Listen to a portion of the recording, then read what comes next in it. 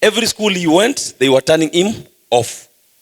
But being a Muslim, someone asked him, why don't you go to Young Men Christian Association, or MCA, at Kamukunji, Shauri Moyo there. When he went there, they knew him. Imam, umekuja kututoa mawaidha? Akaambiwa, no, nimekuja kusoma. Kusoma? He said yes. He was allowed to enter class. He was asked, where do you want to start? Because there were two schools there, Normal School and Ngumbaro School. So that guy told him, you better go for Ngumbaro and choose a class. He said, I'll choose from 1, so that I go from 1, 2, 3. But that principal of the school told him, why don't you join Form 4? He asked him, I studied only 2 weeks in Form 1. That time only. Then Form 2, 2 weeks. Then I've stayed out for 10 years. And you know things change every time. How do I sit for exam? He gave him a number of someone. Go and talk to so-and-so. He gives you motivational speech. And he cancelled you. So he was cancelled. He said it's okay. So he registered for KCSE in the year 2003. He was told, if you fail, now you'll go from 3, then you come again. You know, many people in Kenya, as we speak currently, have a challenge of degrees. Almost everyone is the challenge of degrees, because there's a way of getting a degree. Anyone can get a degree in this country, irrespective of if you went to school or not. But there's a genuine way of getting a degree. Irrespective of where you stopped your classes, if you didn't finish KCPE, you can go and book KCPE now and sit for KCPE when others are sitting for it. Then you stay 2 years and sit for KCSE, like what this young man did. So he did it. When results were out, fortunately, he got marks to go to university. Now, there were mixed reactions in the village. Huyu ni mganga, huyu ni mchawi. Yani, people go to school from 4 years, then they get D and F and C. Jamaa anaenda na anapita. Now another challenge comes in. Where does he get money to go to university? He used to walk to all companies. He visited more than 50 companies. At the end of the day, there's one company which said, we will sponsor him. Let us see what he'll do. Pembe Flour Mills. He started his journey at the university. When he finished Form 4, he had first class honors. And people are telling him, my friend, you look so bright. Why don't you go for masters? Where does he get money again? Walking again, trekking. Your legs are very important to you as long as you are not disabled. And even when you're disabled, there is ability in disability also. So he walked, he got another sponsor for masters. People told him, but you are so good in whatever you are doing. Why don't you start getting jobs? The guy was working in 5 universities now to educate himself for PhD. He did his PhD and he finished. So from bachelor's to PhD, only 8 years. For those who understand what we mean. 8 years. So he started now getting jobs from different universities. And then he said, I admire lawyers because of the challenges we see. Why don't I try law? You know, lawyers have one challenge, one problem. I call it a problem. Irrespective of whatever you have, and if you're a doctor in an area, when they meet, when they are two with bachelors, they say, my learned friend, as if the others are not learned. So he said, I'll challenge these lawyers. I'll go back to law. He did law and he finished. And he said, I don't want to do law only. I want to go and become an advocate of the High Court. So he has done his KSL. These people are around with us. You know, I'm talking about entrepreneurship and education together. They go together. Entrepreneurship and education most of the time go together. Because I'll ask you a question, all of you. Between becoming much educated and much rich. So I'm talking of two extreme people.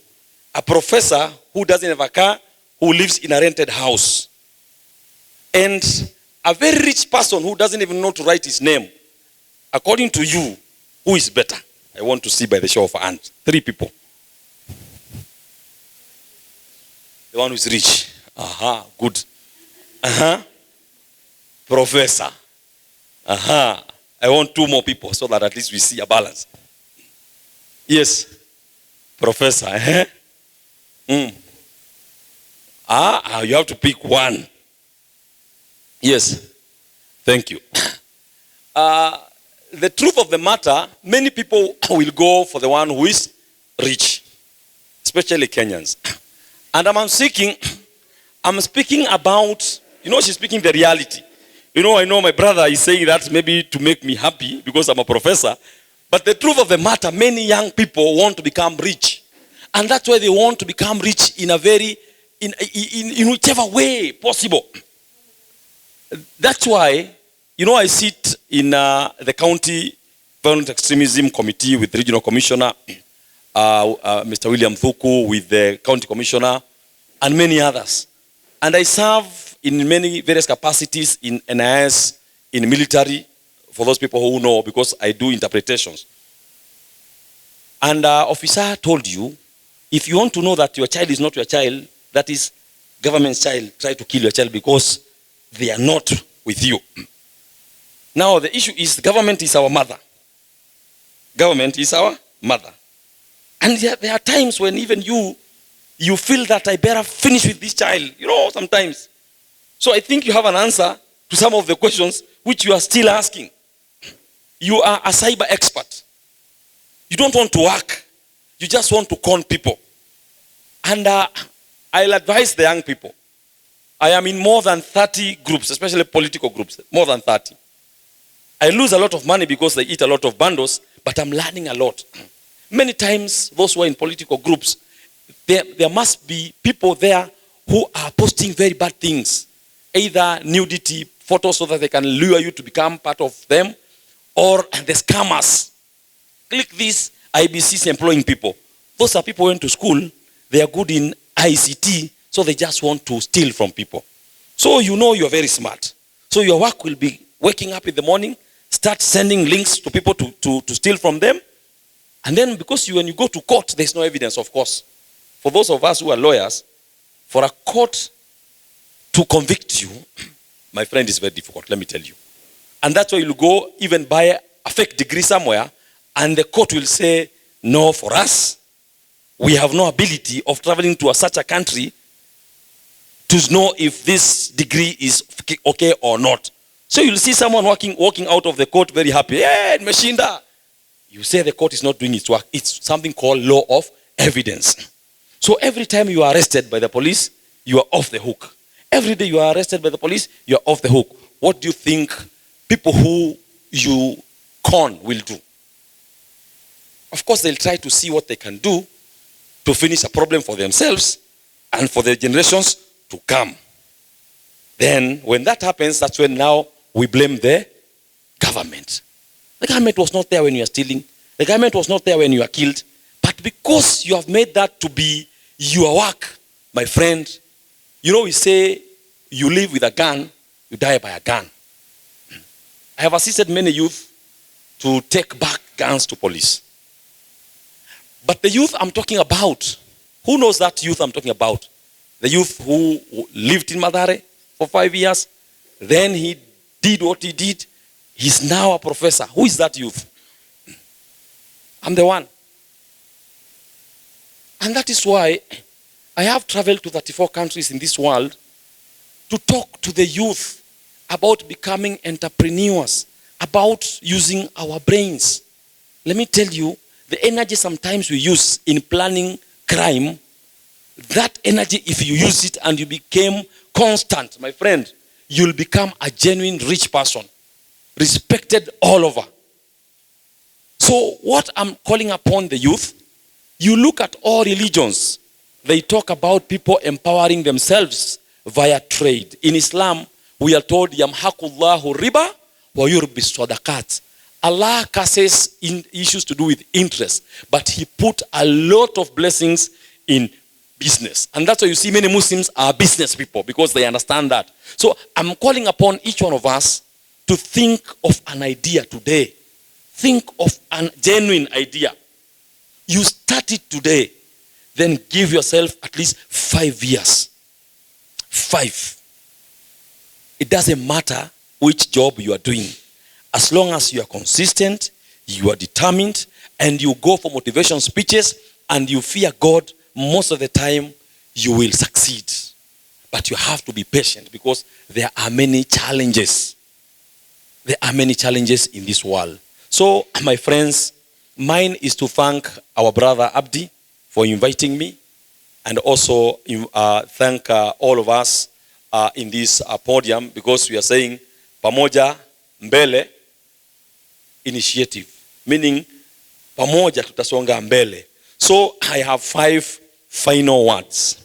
The first one, if you're in Pamoja, Mbele, Pamoja initiative, make sure you unite with other youth to do good. To do good. Secondly, go and make a plan where you want to be 30, 40 years to come. We always have immediate problems. You know, many people are in problems nowadays. I am a counselor. And when people come to me, I allow them to speak for like maximum 1 hour. Someone cry, and then I ask them, out of those problems you have given me, people have problems nowadays. How much is a kilogram or 2 kilograms of funga? You know, almost 80% of Kenyans currently are having 1 meal. 80%. Not the youth wajua anajipanga. Lakini mzazi ambaye ana watoto. So, you have to know I ask them, out of these problems, what is the immediate one? Someone gives you a problem which is not a problem. Because we have immediate problems, we have short-term problems, we have mid-term and long-term. So you have to clear each problem, and some of them you say that they are not problems, and you'll move on. So please plan. Where do you want to be in 5 years to come? And you write down, and you make sure every day you look at that plan. Where do you want to be in 10 years to come? And where do you want to be 50 years to come? Then you share the idea with anyone you believe in, and then you start following the same. Youth. The third thing, please be aware of all government initiatives to assist the youth. There are so many. Youth fund, there are so many, but many youth do not do that. The fourth one, join all organizations which are available. I serve 10 organizations. Today I've been appointed to sit in the African Climate Change Convention, where we have only 7 members. I didn't want, but they told me, please just sit with us. Be part of it. Don't always ask for money. Because in Kenya, no Kenyan will ever employ any youth or anyone who has not worked anywhere. They ask you job experience. Where do you get it? You get it from organizations which are there. When you hear of any organization, go to them. Tell them, I want to volunteer. You volunteer so that your CV at least can show that you have done something. The last thing, let us love our country. Patriotism is very, very important. The problem is that many of us are not patriots, including most of our leaders. I will stop here because I want to rush back to AACC, because we are being commissioned and there are many people coming there from government and UN. So may God bless you and know that we are together. And to understand more about what I'm saying, you just go and Google Dr. Hassan Kinywa Omari. You'll see what I've spoken in more than 20 countries about myself and motivation speeches. God bless you.